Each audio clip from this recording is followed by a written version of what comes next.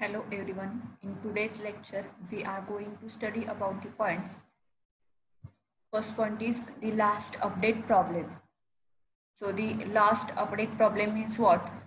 So the last update problem occurs when two or more transactions are modifying the value of same data item simultaneously. Okay, in this, the final value of the data item can be decided by the transaction which commits at last among those transactions, where the last update problem is comes. Okay, so we see that in serializable schedule, we execute more than one transactions at a time.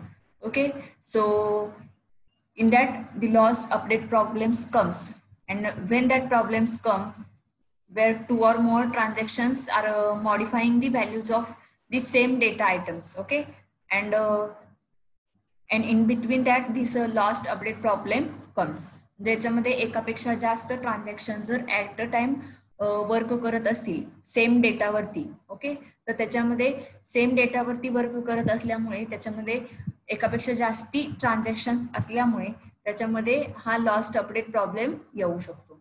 And the final value of the data item can be decided by the transaction which commits at last among those transactions.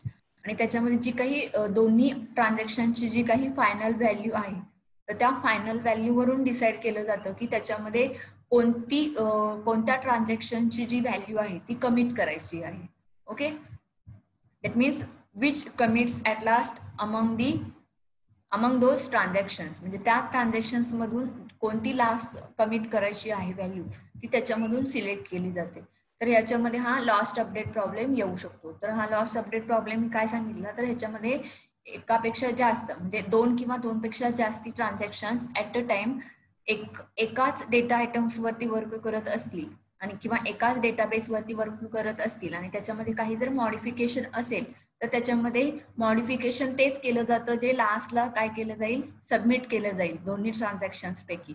Okay, तर त्याच्यामध्ये suppose जर 3 transactions असतील आणि 3 transactions हे जर एकाच data item वरती work करत असतील तर त्याच्यामध्ये त्या 3 ट्रान्झॅक्शन्स पैकी कोणतं ट्रान्झॅक्शन लास्टला कम्प्लीट होतं किंवा कमिट होतं, लास्टला जे ट्रान्झॅक्शन कमिट करतं तर त्याचं जे काही फायनल व्हॅल्यू आहे तीच व्हॅल्यू फक्त त्या डेटा आयटम वरती काय करते, स्टोअर होते किंवा त्याच्यावरती इम्पॅक्ट करते. ओके, तर हा आहे लॉस्ट अपडेट प्रॉब्लेम. आता याच्यामध्ये तुम्हाला एक एक्झाम्पल दिलेलं आहे. त्याच्यामध्ये बघा प्रोसेस आहे ट्रान्झॅक्शन आहे T1 अँड T2. ओके, आता याच्यामध्ये जे दोन व्हॅल्यूज दिसतील तुम्हाला त्याच्यामध्ये P and Q. Okay, where here starting value of the P and Q is 1000, म्हणजे P ची व्हॅल्यू सुद्धा 1000 आहे आणि Q ची व्हॅल्यू सुद्धा 1000 आहे. ओके, तर आता याच्यामध्ये बघा फर्स्ट ट्रान्झॅक्शन काय आहे, तर the transaction T1 transfer 50 from P to Q. Okay, P to Q 50 transfer केले जातात आणि transaction T2 withdraw 10% from amount of P. P मधून 10% विड्रॉ केले जातात ट्रान्झॅक्शन T2 मध्ये. ओके, तर आता त्याच्यामध्ये तुम्हाला एक टेबल दिसत असेल. त्याच्यामध्ये बघा if T1 then T2, that means त्याच्यामध्ये सायमल्टेनियसली एक्झिक्यूट होत आहेत, पण त्याच्यामध्ये जर सिस्टीमने असं कन्सिडर केलं की त्याच्यामध्ये T1 हे T2 च्या अगोदर काय झालेलं आहे, कमिट झालेलं आहे, तर त्याच्यामध्ये फायनल व्हॅल्यूज काय असणार आहेत बघा. P ची व्हॅल्यू असणार आहे 855 आणि Q ची व्हॅल्यू असणार आहे 1050. Okay, if T2 then T1. Okay, अगोदर T2 एक्झिक्यूट सबमिट झालं असेल किंवा कमिट झालं असेल आणि त्याच्यानंतर T1 कमिट झालं असेल तर final value of P is 850 and value of Q is 1050. Okay, that is in above example T1 lost its update due to the action of T2. याच्यामुळे काय झालेलं आहे, तर याच्यामध्ये T1 ची व्हॅल्यू लॉस झालेली आहे. कारण का, तर याच्यामध्ये T2 ची ऍक्शन परफॉर्म झाल्यामुळे. ज्याच्यामध्ये T2 अगोदर लास्टला अपडेट झाल्यामुळे याच्यामध्ये T1 ची व्हॅल्यू काय झालेली आहे, लास्ट झालेली आहे. ओके, तर हा प्रॉब्लेम आहे lost update problem. Okay, then the next one is the inconsistent read problem. When one transaction performs aggregate function on several data items and other transactions are updating those data at that time an incorrect summary problem occurs. Okay, म्हणजे suppose जर multiple transactions असतील आणि त्याच्यामध्ये एक transaction हे aggregate function execute करत असेल different data items वरती, ओके, तर त्याच्यामध्ये जे अदर ट्रान्झॅक्शन असतं आणि ते ट्रान्झॅक्शन तोच डेटा जर अपडेट करत असेल तर त्याच्यामध्ये इनकन्सिस्टंट रीड प्रॉब्लेम येऊ शकतो. कारण का, आता त्याच्यामध्ये एक ट्रान्झॅक्शन ऑलरेडी त्या डेटावरती वर्क करत आहे, तर त्याच्यामध्ये जर दुसरं ट्रान्झॅक्शन येऊन तोच डेटा जर अपडेट करत असेल तर तो डेटा अपडेट होणार नाही, किंवा जे फर्स्ट ट्रान्झॅक्शन आहे तर त्या ट्रान्झॅक्शनला तो डेटा प्रोव्हाइड होणार नाही. तर कारण ऑलरेडी तो यूज असेल तर त्याच्यामध्ये तो दुसरा ट्रान्झॅक्शन यूज करणार नाही किंवा अपडेट करू शकणार नाही, तर त्याच्यामध्ये हा इनकन्सिस्टंट रीड प्रॉब्लेम येतो. ओके, आता याच्यामध्ये बघा फॉर एक्झाम्पल दिलेले आहे, T1 is calculating total balances. T1 means transaction 1. Transaction 1 मध्ये काय कॅल्क्युलेट करतायत, तर balance of accounts X, Y and Z. Okay, तर याच्यामध्ये हे 3 अकाउंट्स आहेत, account X, account Y and account Z. Okay, तर ह्याच्यामध्ये ह्याची टोटल बॅलन्स फाइंड आउट करायची प्रोसेस कशामध्ये चालू आहे, तर ट्रान्झॅक्शन T1 मध्ये चालू आहे. Meanwhile, T2 has transferred 10 from X to Z. So T1 now has wrong result. Okay, तर सायमल्टेनियसली त्याच्यामध्ये T2 ही प्रोसेस चालू आहे आणि या T2 प्रोसेस मध्ये काय चालू आहे, तर त्याच्यामध्ये X अकाउंट मधून Z अकाउंट मध्ये 10 रुपीज काय करायचे आहेत, तर ट्रान्सफर करायचे आहेत. तर याच्यामध्ये जी काही ट्रान्झॅक्शनच्या ज्या काही स्टेप्स आहेत किंवा त्याच्यामध्ये तो जो काही रिझल्ट असणार आहे तो रिझल्ट काय येणार आहे, हे याच्यामध्ये रॉंग येणार आहे. ओके, कारण का, आता याच्यामध्ये ऑलरेडी अकाउंट X मध्ये 100 होते आणि अकाउंट Z मध्ये 25 होते. तर याच्यामध्ये जर ही प्रोसेस चालू आहे टोटल बॅलन्स काउंट करण्याची, तर त्याच्यामध्ये जर X to Z ट्रान्सफर केले तर त्याच्यामध्ये तो जो काही इफेक्ट आहे तर तो ट्रान्झॅक्शन वरती होणार आहे, म्हणजे कॅल्क्युलेशन वरती होणार आहे. तर त्यामुळे काय होणार आहे, तर याच्यामध्ये रॉंग रिझल्ट त्याच्यामध्ये काय होईल, जनरेट होईल. तर हा काय आहे, तर inconsistent read problem. That means when one transaction performs aggregate function on several data items and other transactions are updating those data, at that time an incorrect summary problem occurs. Okay, so this is the another problem. Next point is deadlock handling. Okay, then what is deadlock handling? Okay, first of all we see about the locks. Okay, आपण याच्या अगोदर बघितलेलं आहे की locks म्हणजे काय. Okay, तर ह्याच्यामध्ये आपण 2 मेन टाइप्स बघितले होते लॉकचे. तर लॉक म्हणजे काय, तर lock is a mechanism to control the concurrent access to the data item. That means concurrent means काय, तर ऍट अ टाइम जर ऍक्सेस हवा असेल डेटा आयटम्सना किंवा डेटाबेसला, तर त्याच्यामध्ये ऍट अ टाइम मल्टिपल युजर्सना डेटा ऍक्सेस द्यायचा असेल तर त्याच्यामध्ये ही लॉक सिस्टीम काय केली जाते, यूज केली जाते.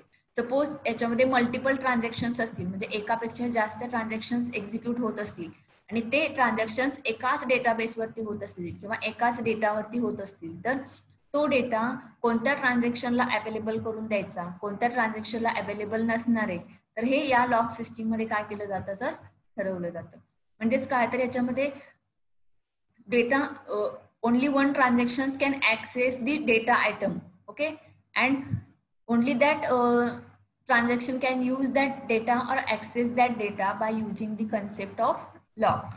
म्हणजे याच्यामध्ये एकच ट्रान्झॅक्शन तो डेटा काय करू शकते, ऍक्सेस करू शकते. जेव्हा ती प्रोसेस डेटा यूज करत असते त्यावेळेस दुसरी कोणतीही ट्रान्झॅक्शन तो डेटा काय करू शकत नाही, ऍक्सेस करू शकत नाही. जेव्हा त्या ट्रान्झॅक्शनचं वर्किंग कम्प्लीट होईल किंवा ते ट्रान्झॅक्शन कम्प्लीट होईल त्याच्यानंतरच तो जो काही डेटा आहे तो डेटा दुसरं ट्रान्झॅक्शन काय करू शकतो, यूज करू शकतो. ओके, तर याच्यामध्ये हा डेटा लॉक ठेवण्यासाठी, म्हणजे जोपर्यंत तो ट्रान्झॅक्शन तो डेटा यूज करतोय त्यावेळी दुसऱ्या कोणत्याही ट्रान्झॅक्शनने तो डेटा यूज केला जाऊ नये, तर याच्यासाठी त्याच्यामध्ये जे लॉक यूज केले जातात तर ते लॉक कोणते आहेत, तर त्याच्यामध्ये एक होता तो शेअर्ड लॉक म्हणजे रीड लॉक आणि दुसरा आहे तो exclusive lock. Exclusive lock means write lock. म्हणजे शेअर्ड लॉक मीन्स फक्त तुम्हाला जर तो डेटा रीड करायचा असेल तर त्याच्यासाठी त्या पर्टिक्युलर डेटावरती शेअर्ड लॉक ठेवू शकतो किंवा रीड लॉक ठेवू शकतो. ओके, आणि जर त्या पर्टिक्युलर डेटाबेसवरती किंवा डेटावरती राईट ऑपरेशन परफॉर्म करायचं असेल, म्हणजे डेटा इन्सर्ट करायचा असेल किंवा अपडेट करायचा असेल तर त्याच्यावरती राईट लॉक अप्लाय होऊ शकतो. आणि हे लॉक अप्लाय करण्यासाठी कन्करन्सी कंट्रोल मॅनेजरला रिक्वेस्ट करावी लागते आणि त्याच्यानंतर ते लॉक त्या पर्टिक्युलर डेटावरती काय केले जातात, प्रोव्हाइड केले जातात. ओके, तर ही लॉकची कन्सेप्ट आहे. ओके, तर आपल्याला बघायचं आहे deadlock handling. Deadlock handling means what? A system is said to be in a state of deadlock if every transaction in the schedule is waiting for another transaction in the schedule to release the lock of some data. Okay, म्हणजे याच्यामध्ये एक transaction suppose schedule बनवलेलं आहे आणि त्या शेड्यूलमध्ये multiple transactions आहेत आणि त्याच्यामध्ये काय केलं जातं, तर डेडलॉक स्टेट म्हणजे काय, तर एका ट्रान्झॅक्शनचं वर्किंग कम्प्लीट होईपर्यंत दुसरं ट्रान्झॅक्शन वेटिंग स्टेटमध्ये असतं, की जोपर्यंत फर्स्ट ट्रान्झॅक्शन तो पर्टिक्युलर डेटा रिलीज करत नाही तोपर्यंत दुसरं ट्रान्झॅक्शन तो पर्टिक्युलर डेटा यूज करू शकणार नाही.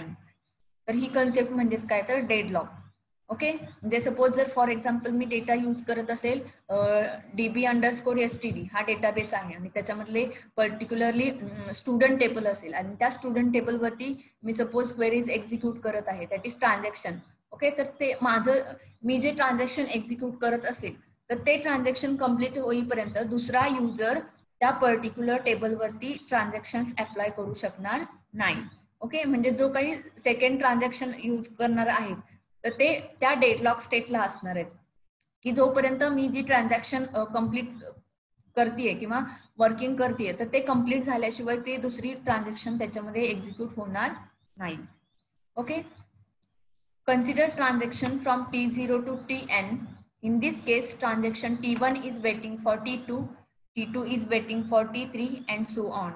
And at the last, the transaction Tn is waiting for transaction T0 in cyclic manner. Okay, ते तुम्हाला डायग्राम दिलेली आहे खाली, त्यामध्ये मी तुम्हाला एक्सप्लेन करणार आहे. आता इथे बघा T1, T2, T3, T4.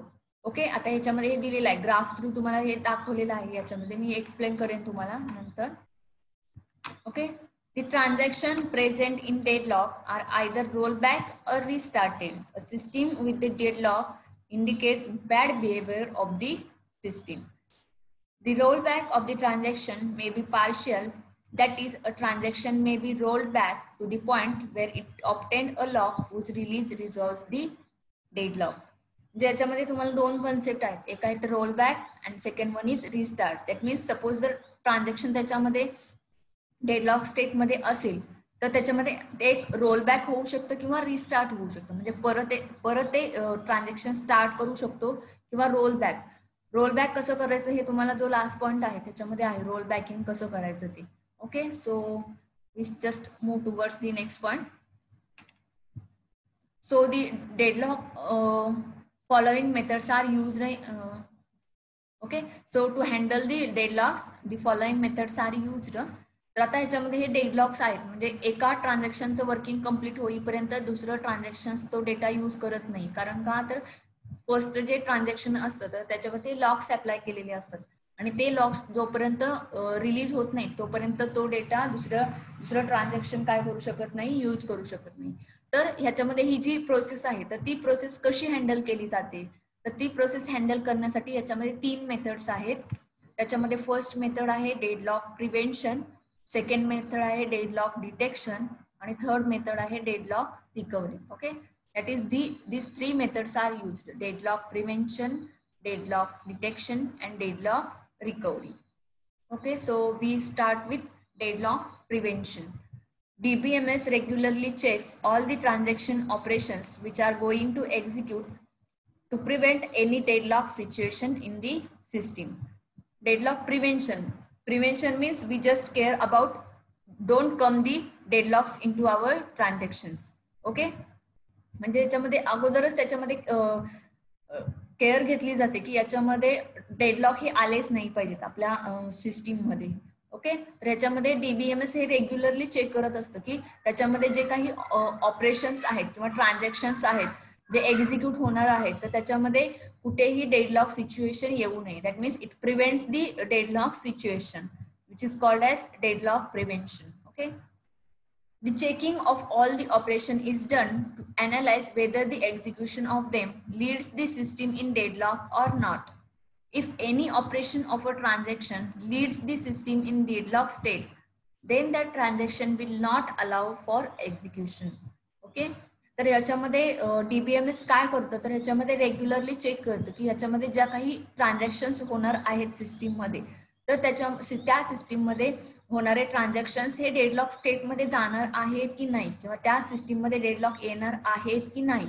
Okay, जर त्या ट्रान्झॅक्शन्समध्ये डेडलॉक नसतील तर ते ट्रान्झॅक्शन एक्झिक्युशनसाठी घेतलं जाईल. ओके, आणि जर त्याच्यामध्ये डेडलॉक येत असतील किंवा त्या ट्रान्झॅक्शन्समुळे सिस्टीम ही डेडलॉक स्टेटमध्ये जाणार असेल तर त्याच्यामध्ये काय केलं जातं, तर ते ट्रान्झॅक्शन्स एक्झिक्युशनसाठी घेतलं जात नाही. Okay, that means aborted this transactions. Okay, there are different methods to prevent deadlock. All the methods use the timestamp of the transaction. Okay, तर ह्याच्यामध्ये ही टाइमस्टॅम्प कन्सेप्ट यूज केली जाते. आपण लास्ट लेक्चरला बघितलं होतं what is mean by timestamp.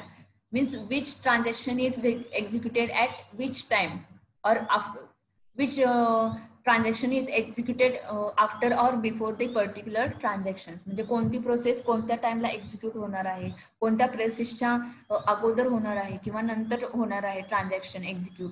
तर हे सगळं त्या टाइमस्टॅम्प मध्ये स्टोअर असतं. तर ती कन्सेप्ट ही डेडलॉक प्रिव्हेन्शन मध्ये यूज होते, कारण याच्यामध्ये कोणताही डेडलॉक येऊ नये म्हणून याच्यामध्ये हे प्रिव्हेन्शन घेतलं जातं. ओके, तर याच्यामध्ये डिफरंट मेथड्स आहेत. तर त्याच्यामध्ये एक मेथड आहे ती वेट डाय स्कीम. ओके, त्याच्यानंतर आहे बाउंड वेट स्कीम. तर आता याच्यामध्ये ही वेट डाय स्कीम काय आहे, तर in wait die scheme if the older transaction request resources hold by younger one, then DBMS allow TI, that is transaction, to wait for needed resources. But if the younger transaction requests resources held by older one, then DBMS kills TJ, that is transaction, and restart it later. Okay, so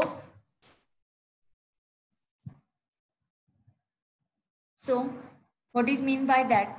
Suppose there is two transactions, that is TI and TJ. Okay, याच्यामध्ये दोन transaction consider केले. त्याच्यामध्ये एक आहे तो TI, हा older transaction आहे, आणि TJ हे यंगर ट्रान्झॅक्शन्स आहे. म्हणजे ओल्डर मीन्स हे अगोदर आलेलं आहे सिस्टीम मध्ये ट्रान्झॅक्शन, आणि TJ म्हणजे हे नंतर आलेलं आहे. ओके, तर that is TI and TJ हे दोन ट्रान्झॅक्शन्स आहेत. आणि त्याच्यामध्ये काय आहे, तर जे रिसोर्सेस आहेत किंवा जे डेटा आहे तो TI या ट्रान्झॅक्शन्स मध्ये काय होतोय, तर यूज होतोय. आणि त्याच्यानंतर काय होतंय, तर TJ या ट्रान्झॅक्शनला काय करायचं आहे, तर तोच डेटा या ट्रान्झॅक्शन साठी यूज करायचा आहे. तर याच्यामध्ये ही सिस्टीम काय होऊ शकते, तर डेडलॉक स्टेटमध्ये जाऊ शकते किंवा याच्यामध्ये डेडलॉक येऊ शकतो. पण हा डेडलॉक काय करायचा आहे, तर त्याच्यामध्ये प्रिव्हेंट करायचा आहे किंवा तो सिस्टीम मध्ये येऊ द्यायचा नाहीये. ओके, तर याच्यामध्ये काय येऊ द्यायचं नाहीये, तर याच्यामध्ये दोन्ही ट्रान्झॅक्शन्सना एकाच डेटावरती वर्क करायचं आहे त्यामुळे. आणि याच्यावरती लॉक्स अप्लाय करायला लागू नये किंवा याच्यामध्ये डेडलॉक ही कंडिशन येऊ नये. आणि याच्यामध्ये काय केलं जातं, तर याच्यामध्ये बघा कंडिशन्स दिसतील तुम्हाला. याच्यामध्ये एक कंडिशन आहे टाइम स्टॅम्प. म्हणजे याच्यामध्ये टाइम स्टॅम्प ही कन्सेप्ट यूज होते डेडलॉक प्रिव्हेन्शन मध्ये. तर याच्यामध्ये टाइम स्टॅम्प हा TI म्हणजे या ट्रान्झॅक्शन आयचा ओव्हरऑल टाइम काढला जातो, आणि त्याच्यानंतर टाइम स्टॅम्प TJ. ओके, जर ह्याच्यामध्ये time stamp of TI is less than TJ, okay, तर त्याच्यामध्ये हा TIचा ट्रान्झॅक्शन टाइम कमी असेल TJ पेक्षा, तर याच्यामध्ये काय केलं जातं, तर it request resources which are hold by TJ, then DBMS allow TI to wait until resource is available for execution. Okay, आणि जर याच्यामध्ये हे ग्रेटर असेल, okay, means TI is the older transaction than TJ, and TJ requests resources which are held by TI, then DBMS kill the TJ and restart it later with random delay but with this same timestamp. ज्याच्यामध्ये दोन conditions असू शकतात की याच्यामध्ये हा TJ ला सांगेल की याच्यामध्ये ते होल्ड केलेले आहेत ते रिसोर्स फ्री केले जातील आणि ते TI या प्रोसेसला दिले जातील. ओके, आणि सेकंड कंडिशन काय आहे, तर याच्यामध्ये TJ ला रिक्वेस्ट केली जाईल आणि त्याच्यामध्ये जी काही TJ प्रोसेस आहे ती किल केली जाईल, म्हणजे अबॉर्ट केली जाईल. आणि त्याच्यानंतर TI ही प्रोसेस ट्रान्झॅक्शन एक्झिक्यूट झाल्यानंतर TJ ही जी काही ट्रान्झॅक्शन आहे तर ते ट्रान्झॅक्शन रिस्टार्ट केलं जाईल. ओके, तर या दोन कंडिशन्स याच्यामध्ये होऊ शकतात. तर ही स्कीम आहे वेट अँड डाय स्कीम. त्याच्यानंतर सेकंड स्कीम आहे बाउंड वेट स्कीम.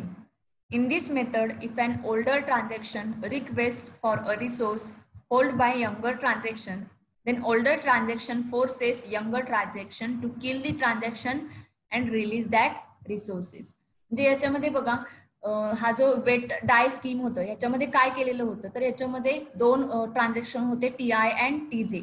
TI हे ओल्डर ट्रान्झॅक्शन होतं आणि TJ हे यंगर ट्रान्झॅक्शन होतं. तर याच्यामध्ये दोन कंडिशन्स होत्या की याच्यामध्ये फर्स्ट कंडिशन होती याच्यामध्ये की जेव्हा टीजे ट्रान्झॅक्शन ते रिसोर्स यूज करत असेल तर त्याच्यामध्ये टीजेने रिसोर्स रिलीज केल्यानंतर हे TI म्हणजे ओल्डर ट्रान्झॅक्शन यूज करू शकत होतं.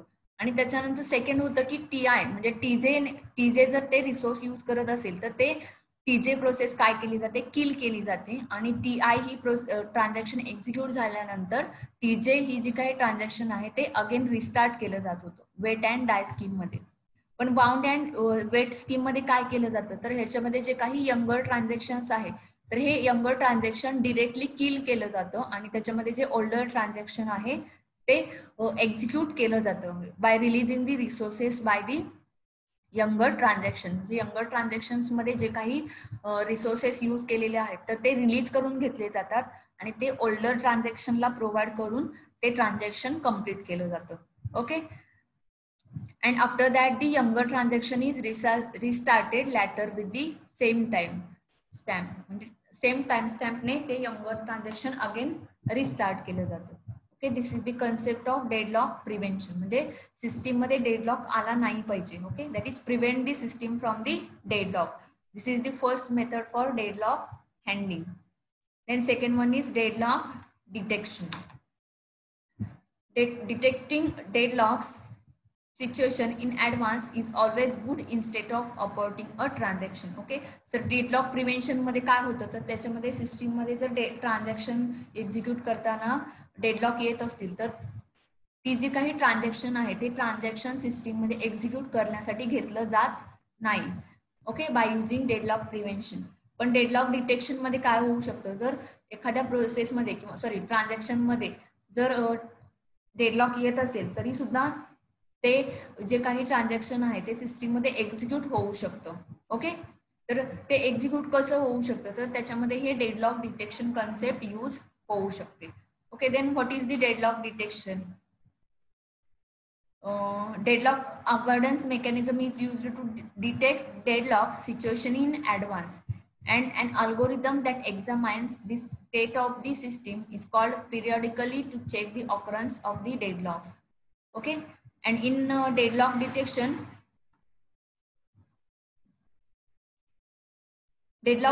is also called as deadlock avoidance. Okay.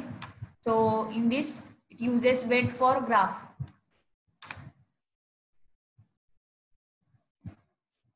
Wait for graph scheme uses a graph, that is set of edges and vertices, to detect deadlock in the system. Okay. That is the graph system is used in the deadlock detection system. Okay. So just see here the example, that is it contains the transactions T1, T2, T3 and T4. Okay. A node is created when a transaction enters into the system. म्हणजे जेव्हा एखादं transaction newly system मध्ये enter होईल तेव्हा त्याच्यामध्ये node create केला जातो. Node म्हणजेच काय तर व्हर्टायसेस, आणि व्हर्टायसेस मध्ये हे ट्रान्झॅक्शन शो केलेलं असतं. Okay. That is T1, T2, T3, T4. These are the nodes. Okay. That means transactions are denoted by using the vertices. Okay. When a transaction Ti requests for a lock on resource X which is held by the some other transaction Tj, a direct edge is created from Ti to TJ. Okay. So आता याच्यामध्ये बघा first of all इथे transaction असेल T1. Okay. T1 transaction execute होत असताना त्या system मध्ये another transaction enter झालेले आहेत. तर कोणतं आहे तर T2 and T3 at a time आलेले आहेत. तर त्याच्यामध्ये फर्स्ट ऑफ ऑल जो काही डेटा आहे किंवा रिसोर्स आहे हे ट्रान्झॅक्शन T1 यूज करत असेल आणि तेच रिसोर्स या T2 आणि T3 ट्रान्झॅक्शनला निडेड आहेत. तर त्याच्यामध्ये काय केलं जातं तर जोपर्यंत ट्रान्झॅक्शन T1 एक्झिक्यूट होत नाही किंवा ते रिसोर्स रिलीज करत नाही किंवा त्या डेटावरचं लॉक त्याच्यामध्ये रिलीज होत नाही तोपर्यंत ते डेडलॉक स्टेटमध्ये असतं. आणि मग ते स्टेट दाखवण्यासाठी याच्यामध्ये एजेसचा यूज केला जातो. ओके, याच्यामध्ये तुम्हाला दिसत असेल हा जो लाईन विथ एरो दिसत असेल. ओके, तर ह्याच्यामध्ये जोपर्यंत T1 हा रिसोर्स रिलीज करत नाही तोपर्यंत T2 हा काय असणार आहे, डेडलॉक स्टेटमध्ये असणार. आणि जेव्हा ट्रान्झॅक्शन T1 रिसोर्स रिलीज करेल तेव्हा लगेच ते रिसोर्स ट्रान्झॅक्शन T2 काय करू शकतो, यूज करू शकतो. ओके, आणि त्याच्यानंतर काय होतं तर ट्रान्झॅक्शन T1 चे रिसोर्सेस रिलीज केलेले ट्रान्झॅक्शन T2 यूज करेल तेव्हा जे काही ट्रान्झॅक्शन एक्झिक्यूट झालेलं आहे तर ते तिथून काय केले जातात तर रिलीज केले जातात, किंवा त्याच्यामध्ये जे काही एरोज आहेत तर ते एरोज याच्यामध्ये रिलीज केले जातात. Okay, that is wait for graph. म्हणजे हे वेटिंग स्टेटमध्ये असतात ऑल अदर ट्रान्झॅक्शन्स, जोपर्यंत ते फर्स्ट ट्रान्झॅक्शन रिसोर्स रिलीज करत नाही तोपर्यंत. Okay, wait for graph indicates which transaction is waiting for another transaction to complete. Okay, त्याच्यामध्ये वेटिंग स्टेटमध्ये असतं की जोपर्यंत एखादं अगोदरचं ट्रान्झॅक्शन कंप्लीट होत नाही तोपर्यंत अनदर ट्रान्झॅक्शन हे वेटिंग स्टेटमध्ये असतं. That's why it is called as wait for graph. Okay, तर या सिस्टीममध्ये डेडलॉक डिटेक्ट होतं की ह्याच्यामध्ये कुठे डेडलॉक येणार आहेत किंवा कुठे येणार नाही आहेत. आणि जर त्याच्यामध्ये डेडलॉक डिटेक्ट होत असतील तर त्याच्यामध्ये हे कोणती ट्रान्झॅक्शन एक्झिक्यूट झाल्यानंतर ते तिथे डेडलॉक काय होऊ शकतात, रिलीज होऊ शकतात. तर या टाईपमध्ये ते त्याचं जे काही वर्किंग आहे डेडलॉक्सचं ते डेडलॉक वर्किंग हे ग्राफ सिस्टीम यूज करून ह्याच्यामध्ये डिनोट केलं जातं. Okay, this concept is used in deadlock detection. Okay, so another ह्याच्यामध्ये एक्झाम्पल दिलेलं आहे. This is the cycle. Okay, graph with cycle indicates the occurrence of deadlock in the system. Okay, म्हणजे याच्यामध्ये जर सपोज डेटा असेल किंवा resources असतील आणि ते रिसोर्सेस ओव्हरऑल ट्रान्झॅक्शनसाठी यूज होत असतील. ओके, तर त्याच्यामध्ये पर्टिक्युलरली सपोज याच्यामध्ये बघा transaction T1 is waiting for transaction T2 and T3. Okay, then transaction T3 is waiting for transaction T2. Transaction T2 is waiting for transaction T4, and again transaction T4 is waiting for T3. Here the graph has no cycle, hence it is not in the deadlock state. Okay, याच्यामध्ये cycle create होत नाही आणि जर त्याच्यामध्ये cycle create होत असेल तर ते डेडलॉक स्टेटमध्ये जातं किंवा त्याच्यामध्ये ते डेडलॉक्स रिमूव्ह होऊ शकत नाहीत. त्यामुळे याच्यामध्ये जरी डेडलॉक असतील तरी सुद्धा ते काय होऊ शकतात, डिटेक्ट होऊ शकतात. आणि त्यामुळे काय होऊ शकतं तर या सिस्टीममध्ये जी काही सिस्टीम आहे किंवा ट्रान्झॅक्शन्स आहेत तर ते इनकन्सिस्टंट स्टेटमध्ये जाणार नाही आहेत. ओके, तर ही जी सेकंड मेथड आहे ती मेथड आहे deadlock detection.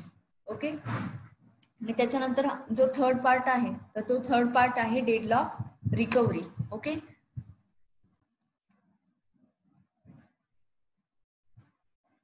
then the deadlock recovery means what? When deadlock is detected by the system, the only one solution is recovery of deadlock. The best way of recovery is rollback operation. In the recovery process, 3 actions are taken. Okay, so in the point I am giving you about the concept of recovery. Okay, so in deadlock handling we just see about the rollback. Okay, so this rollback concept is used in this deadlock recovery concept. आता system मध्ये जर deadlock आलेच तर ते deadlock कसे remove करायचे आहे किंवा त्याच्यामधून डेडलॉक मधून रिकव्हर कसं करायचे आहे सिस्टीम, तर ती रिकव्हरी सिस्टीम रिकव्हर करण्यासाठी याच्यामध्ये 3 ऍक्शन्स यूज केल्या जातात किंवा त्याच्यामध्ये 3 स्टेप्स आहेत. तर त्या स्टेप्स याच्यामध्ये फॉलो केल्या जातात डेडलॉक रिकव्हरी मध्ये. Okay, the first step is selection of victim.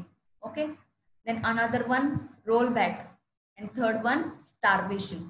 These 3 actions are taken in deadlock concept. Okay, first of all, selection of victim.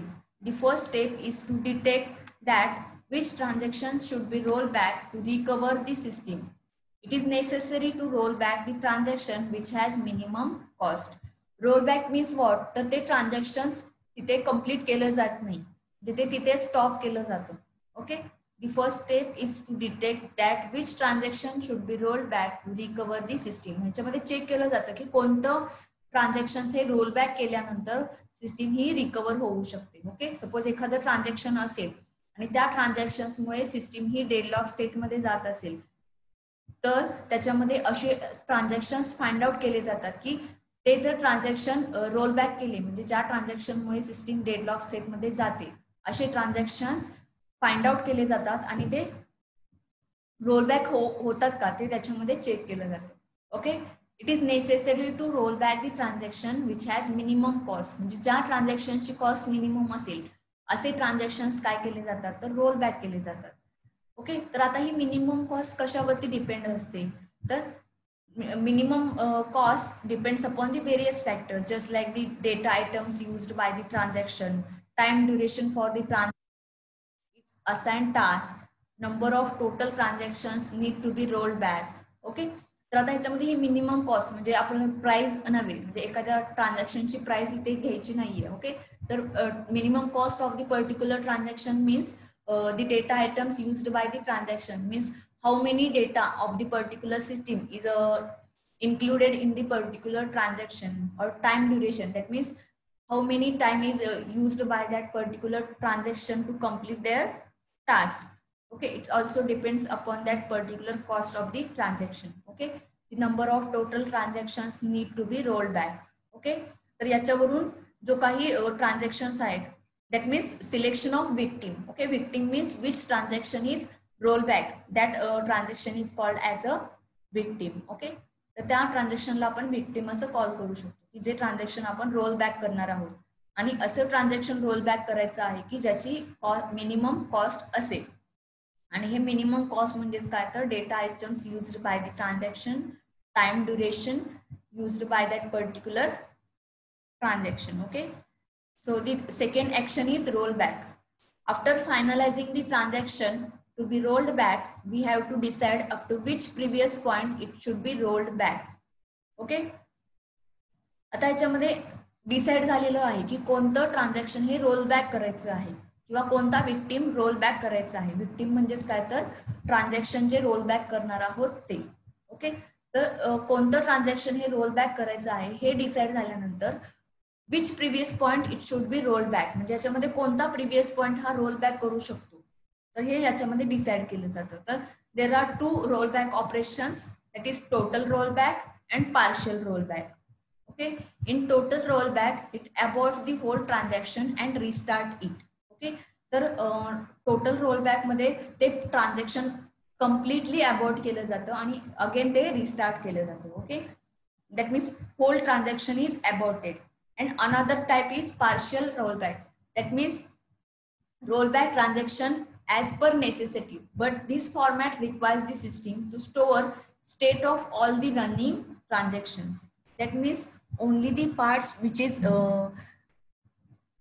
we want to roll back, only that part is roll back and other part is stored into the system. Okay, जे याच्यामध्ये suppose जर hole transaction असेल आणि त्याच्यामधला जर 50% part असेल तोच फक्त रोल बॅक करायचा असेल तर तेही करू शकतो आणि जो रिमेनिंग 50% ट्रान्झॅक्शन पार्ट आहे तर तो सिस्टीम मध्ये स्टोअर करून ठेवू शकतो. Okay, that means partial means only the parts we want to roll back of the particular transaction. The order of lock requests, grants and updates performed by the transaction should be recorded. Okay, the deadlock detection mechanism should decide which locks the selected transaction needs to release to resolve the deadlock. आणि त्याच्यामध्ये जी third step आहे starvation. In deadlock handling mechanism the selection of transaction to roll back depends upon the cost fact. Okay, याच्यामध्ये cost fact वरती depend आहे. Okay, sometimes it is possible that same transaction may be selected multiple times in multiple deadlock situation. In such case, it will be difficult for the victim transaction to complete its execution. It is called as starvation. Okay, hence it is necessary that a transaction should not be selected as victim many number of times. To achieve this, the number of rollbacks of every transaction should be maintained in the cost factor. Okay, तर या starvation stage मध्ये काय सांगितलेलं आहे तर याच्यामध्ये deadlock handling mechanism use करताना त्याच्यामध्ये सपोज जर एखादं ट्रान्झॅक्शन असेल आणि ते मल्टिपल टाइम्स हे डेडलॉक सिच्युएशन मध्ये येत असेल तर त्याच्यामध्ये त्या ट्रान्झॅक्शनचं जे वर्किंग आहे ते वर्किंग किंवा एक्झिक्युशन करण्यासाठी याच्यामध्ये प्रॉब्लेम्स येऊ शकतात. आणि ही जी काही सिच्युएशन आहे तर ही सिच्युएशन म्हणजेच काय तर स्टार्वेशन. ओके, तर याच्यामध्ये ते स्टार्वेशन याच्यामध्ये येऊ नये तर ती त्याच्यासाठी काय यूज केलं जातं तर कॉस्ट फॅक्टर ही कन्सेप्ट याच्यामध्ये यूज केली जाते. ओके, तर या स्टेप्स आहेत डेडलॉक हँडलिंग मध्ये. त्याच्यामध्ये फर्स्ट आहे deadlock prevention, second one is deadlock detection, and third one deadlock recovery. Okay, so here in this lecture we studied about this point, that is last update problem, inconsistent read problem, and deadlock handling. Okay, and these methods: deadlock prevention, deadlock detection, and deadlock recovery.